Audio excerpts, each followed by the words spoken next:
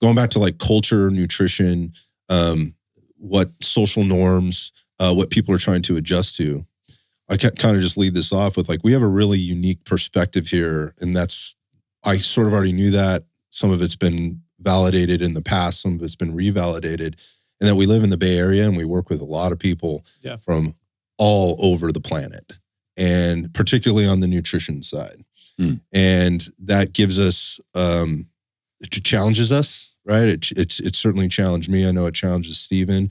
There's some things that are very consistent, and there's some things that pop up that you're just like, whoa, like I hadn't thought about that. And how do we make adjustments here? And obviously the more reps you get, the more conversations you have, I think the better you can define things. But that said, what I guess what I really realized is the disconnect in so many ways, and where it's coming from, and then the challenges that people are facing because of that disconnect in terms of trying to be healthy, trying to be fit, right? Trying to be happy, vibrant, and also fit into society, at some level. So this is a little bit more of like kind of an esoteric conversation that specifically speaks to nutrition, because we've had a few conversations lately, or one specifically about like kind of how our government is trying to influence things. And people are getting these influences from so many places. And so maybe we talk about that a little bit today, and maybe help people with some different perspective on how they're making decisions, how they're judging people, how they're planting their flags and their reasons. Maybe help them understand why that may be a good decision. Maybe they need to be thinking about things a little bit differently. But one of the things that's come up for me is the disconnect that people have about even the term culture. Yeah. Right?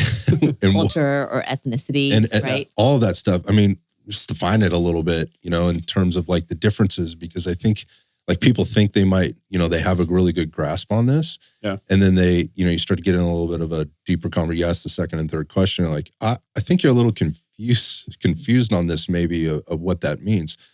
However, if you're from a place on the planet, and again, we're in a place in the state of California that has a lot of people from a lot of different places on the planet. Yep. Those people, and when I say that, I just mean those people have come from different places on the planet, grew up there, and have had a good part of their life there.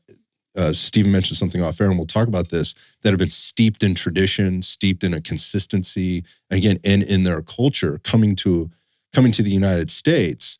Like, that can be a very rough transition. And the people that they're around may not that they don't understand their culture, they don't even understand what that even means. Mm-hmm. And I mean that, like, I mean that, I guess I mean that for everything. I just, in the truest sense of the word, is they don't really understand it. And that creates like this confusion and this misunderstanding. And then I also think misinformation. So, well, I do think that there is a crossover when you talk about culture and you're talking about ethnicity, as far as, the ways of life. So when I think of ethnicity, I generally think of ethnicity as being ascribed, generally something that you are born into. And you're not necessarily given an opportunity to choose your ethnicity. That's rooted in, I would say, customs and tradition, religion, foods as well. Where I think of culture as being more fluid and changing. And you do have, again, you talk about food, you can talk about tradition and those types of things as well. But I think it's a little bit more, I guess I would say, ebb and flow. Mm-hmm. It can change over time. There's different categories of culture, mm-hmm. I would say. Yeah, there could be your ethnic culture, or your racial culture, your There's national culture. There could be the culture of your neighborhood. There could be the culture of the sports team that you follow. There could be the culture of religious community. Whatever groups you are affiliated with. There could be a culture of your profession. There's all different types of culture, but we do tend to think of culture always as relating to race or ethnicity, or maybe nationality. I love what you said there about ascribed versus subscribed, right? Which is different, which I think we can get into. But like, it's a really good point. Thanks. Yeah. So in terms of like talking about ethnicity, maybe we talk about culture a little bit.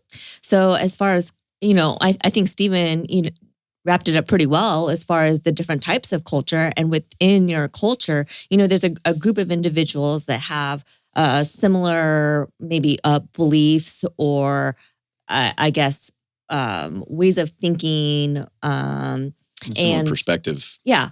Mm-hmm. So, within culture, when you were talking earlier, people are grown up, let's say on a different continent, different country, and they have different types of foods and celebrations and traditions and those types of things. And then when they come to another country that has their different ways of celebrating and eating and those types of things, that's when you generally have a clash collision of cultures. Yeah. And then I think that's where some confusion arises. Yeah, and the confusion then quickly turns into maybe trying to subscribe to something that they think helps them fit into the current culture that they're in. And again, ethnicity set aside, like if you've grown up and been raised and this is what you know, and now you're trying to find a different way. And this includes this one's tough because of what America is in terms of a conglomeration of so many things. The melting pot. That's what makes America great. They changed it into more of a salad bowl. A tossed salad, yes.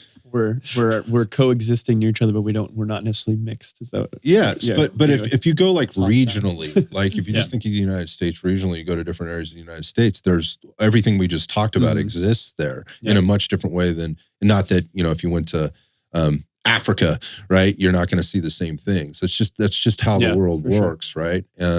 And my point in saying that is like as you go around, the same struggles I think exist, right? Because before, and when I say before, maybe before the onset of social media and the availability of all this information that is out there, probably wasn't thought about a lot. This is just what I know. This is what we do.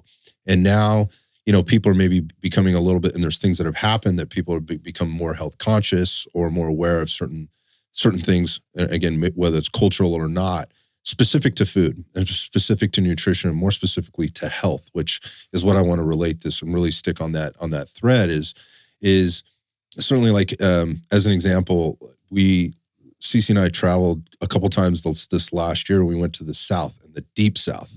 And, when you walk into a restaurant there, what are you faced with? For me, it's awesome. It's like, look at all this different shit we don't get exposed to in such a different way. And a lot of that food is steeped in tradition, right? And this is what we do. And this is what people are used to. And this is what they like. And this is what they purchase. Or that's what's grown in that area of the country. Right. And so you see that in front of you versus going to other places in the country where it's much different. Like if you're living in a coastal region, you're probably seeing a little bit more stuff from the sea, right? You're seeing a little bit more seafood. As you get a little bit further in, you're seeing less of that, for whatever, maybe it's a little bit more beef or poultry or whatever. Yeah. The produce changes dramatically. I mean, I'm always the first to complain when I walk into the grocery store. I go, we live literally in, like, the Central Valley is only a couple hours from here. Right? It's the most bountiful region in the country. And in the world. I mean, we grow more produce here, like you can think of other things too, like even cotton. We grow more cotton in the Central Valley of California than any place else in the entire world, right? And I'd only say that to say, like, from an agricultural perspective, we have so much opportunity to have so much variety. We have an amazing climate that grows things. Other things don't grow well, but that we have the ability to do stuff. Yet it's driven by finance, right, and a demand for very specific things. And so, like, I walk into the grocery store, I'm like, why the hell can't I get a decent apple here? Yeah. Why in this grocery store? Or why am I constantly looking at this, this corn or whatever the vegetable is, as an example, that it's just not great quality, right? And there's not as much variety as we should probably have. And it doesn't matter what time of year I walk in, it's the same shit on the shelf all the time.